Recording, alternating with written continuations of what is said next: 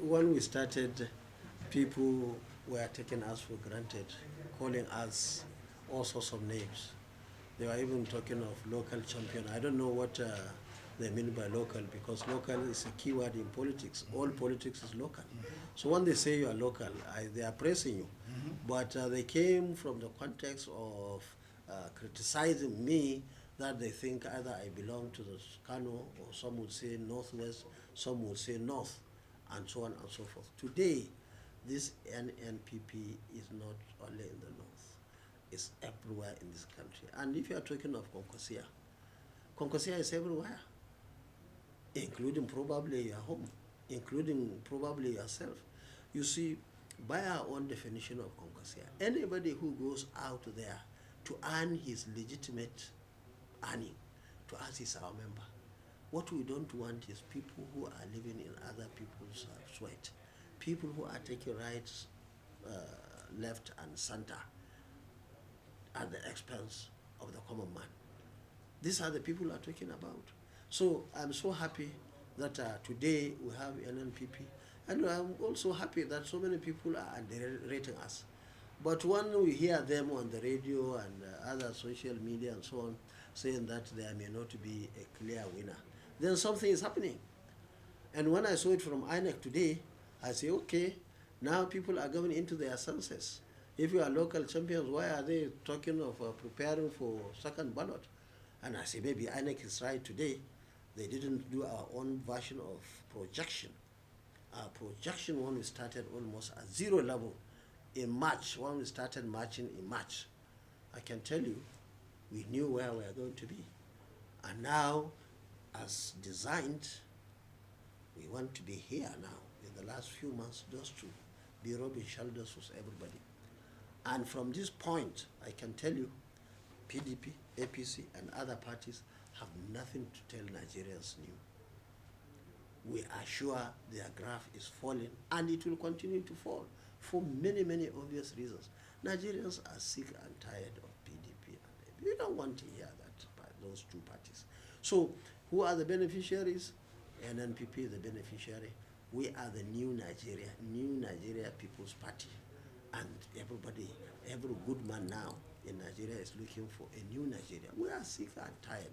Look, if PDP or APC was good, I wouldn't have been in NNPP. But these are people who, to say the least, to put it mildly, they don't understand. Many of them want to take everything, to enjoy, to do this. Now, what we are saying is there is enough in this country, one, to protect each and every one of us. There is enough resources to educate ourselves. There is enough resources to ensure that every young man and woman gets a job in this country, and so on and so forth. But they don't believe in that. And that is why we are here. And that's why we are also here in NNPP, to change the tide. Okay. I mean, looking at enthusiasm, well, enthusiasm comes with the territory when you talk about politics. Every politician is always with this hope and everything. This is your third time at this, but this is the first time that your name is on the ballot.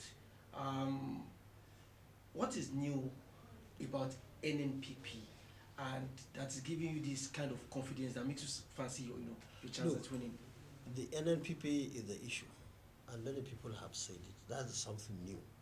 With Kwankwaso on the ballot paper, all the opponents and the enemies are afraid of that, because the masses, the voters of this country, who understand what we are doing, will definitely, whether money or no money, they will vote for NNPP. Because, you see, everybody is looking for a way out. People are sick and tired of this disunity, of this insecurity, of this poverty, and all sorts of things. Things have to change. We have to, in fact, this change will even help them.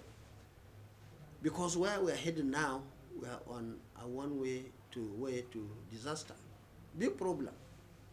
And we have to change the tide, so that we can go to the line of prosperity, good line of good education, good jobs for our young men and women in the country. And that saves everybody. And now people are beginning to understand. In fact, we have been very busy when we started the party. And we are not the people who are always in a hurry to go to TV and stations. We are doing things quietly, and because it suits us. That's why what we did in 1999. Nobody was giving Kwankwaso any chance for Kwankwasia. Before you know it, primary election, all the 44 local governments. Before you know it, we won all the general election in 44 local governments. And so on and so forth, even in 2011. So, you see, many people will be shocked by what the masses, the voters in this country will do. Okay. It's no more business as usual. Those who think they have too much money, they are bragging. In fact, some of them are even shakara, get the money. They are making shakara saying that they have money. Let's assume they have money. Okay, who are they going to buy? Nigerians are wiser now. Talking about vote merchandise, I was going to ask you about your priority areas, but you touched on something now. Something that has to do with vote merchandising, buying and selling. How confident are you about what INEC is doing, the kind of preparation they are doing, leveraging the Electoral Act signed into by President Muhammad Buhari? Now you see there are people in Kano and many parts of the north who are now going around to buy PVC. We don't know what they are going to do. We caught some of them in Kano. We took them to the police. We are told they are taking them to the court. We want INEC. Even federal government should keep their eyes on that. Otherwise, the region would have started with that. We don't know actually what they want to do, but definitely it's not in the interest of anybody in this country. So they have to look at that. Now the issue of money bags. Government, especially INEC and other security agencies, should start doing something. Because we have seen what happened during the primary elections of the parties. People who are dashing out 100 million to go and buy forms, and I don't know, maybe about 30 of them buying forms.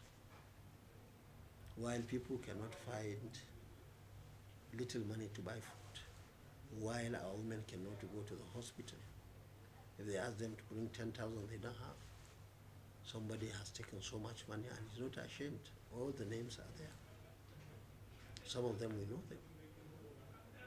So government has to start doing something. You see, one of the problems we're having in this country is that something will start very small. It's just like match. If you scratch it like this, you have to even control it. Not strong enough. But if you just put it somewhere where there is something that fire can easily catch, before you know it, even the firefighting equipment will find it difficult to quench. That's how most of the things normally start. So it is very critical, very important for government to keep its eyes on some of these people. Many of them have got, they got this money through very dubious ways and means. And government ordinarily should check them. Look at how the candidates emerged. Everybody knows it's not a common, it's not a hidden secret or something. It's just open, everybody knows. What kind of premium would your government, should you be elected, give to climate change? And, there are all the ramifications that it may have for a country like Nigeria, where people have said that the others, farmers, issues have to do with, climate change or associated. Now, first of all, you have to mobilize the people themselves to realize the danger, so that they can start taking measures, especially planting of trees and so on. You have to provide alternative, cheaper and greener alternative, which I'm happy we have a lot of gas in this country. All what he needs is to process it and send it to our homes and industries and so on and so forth, so that felling of trees will go to minimum. We have to strengthen these green belt people. I was just coming from Yobe State. I have seen some of their job, which is a big shame that somebody is doing that. They will just get a place, put small fence, put a tank, but you check there is just no tree there, and somebody would have collected billions of naira. So most of all these sort of fake things that people are doing, they have to be checked. There are genuine farmers that some of those professionals should go and encourage to plant trees. Talk to people, talk to governors, talk to local government chairmen, and so on. We have to come together to fight this issue of climate change because it's real. And unless we tackle it collectively, it will continue to be a big problem for all of us. We have seen the implication. We have heard it from so many organizations across the world. And people like me who is conversant with the how the things operate, especially the situation as is today, is very alarming and it's very worrying to many of us. And we have to put our acts together to save our world. Thank you very much. Thank you.